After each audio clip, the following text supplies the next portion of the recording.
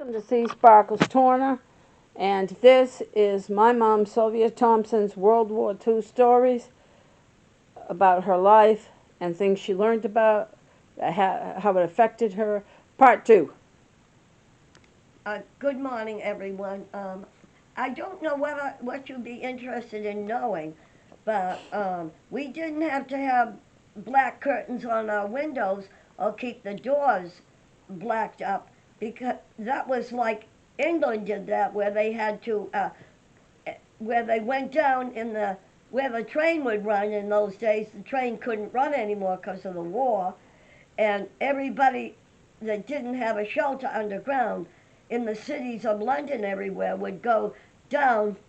They went down to where the trains were, and they stayed there and lived, and most of them lived on nothing but potatoes, and the children and everything, they were all laying on blankets on the cement where the trains usually run. And now here in America, we didn't have it anywhere near that bad. Outside of anything we bought with food or anything, we had ration coupons that were green, and everything was very scarce. A lot of, for instance, we had to make our tea last. That was rationed, and we had to use the one tea bag for 5 cups of tea, and whoever heard of that, but that's something we had to do. And we couldn't get a lot of our favorite foods or fruits either. But luckily we had blueberries and all that stuff on. Dad had have all those trees. So we didn't have any trouble with the fruits or anything. And another thing I thought might be interesting or maybe gory to everybody is um, we killed our own chickens, what we had, and hung them up in the cellar, and I would pluck the feathers off them, and then we would barter, like I told you, for other kinds of meat from the couple that had had got the food ahead of time, so hoarded all that food, and I don't know what else I could tell you, except we had no television in those days. We only had a little radio that told us what to do. And in those days, we played cards and Monopoly and Canasta and all that different kind of stuff. And another thing we had to do is we had to give up all our tin cooking pans and put them out on the top of the road for them to take up to make into gun parts. And I can't remember everything because that happened many, many, many years ago. Because I was a little girl, probably about 8 or 9, around that area. I don't think I was too much older, but we did have a hurricane during those days, and Daddy tied me to one of the apple trees so I wouldn't blow away. And unfortunately, the apple tree got blown down. So that shows you a bit of what we went through. And we never lost electric or anything. We were very lucky. But another thing that was very scarce were tires to the cars. And if you had a bad tire, you had to use a second-hand one because the war, they were picking them all for the war. So I don't think I can think of anything else that I can think of. Mainly it was worse in England than it was in America. We just had to give up a lot of our things that we normally do.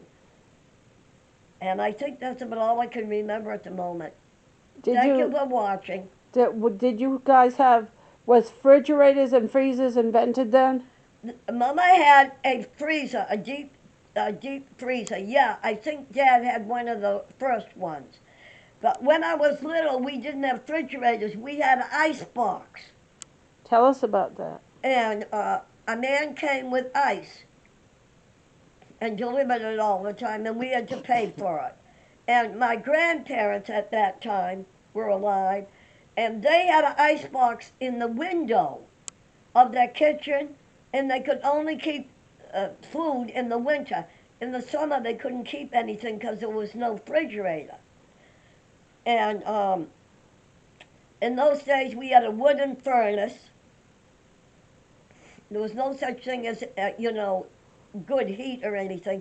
And in the kitchen, Mama had her first old fashioned electric stove. And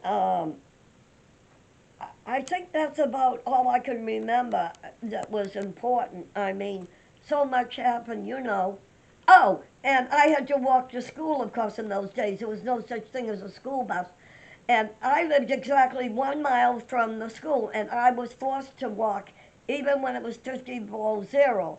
And Daddy, in the morning and night before he would do his carpentry work, would take the horse and buggy and go get the children that were more than a mile, and we had to start school at 7:15 in the morning, and we had a half hour off for lunch to walk home and have our lunch and back.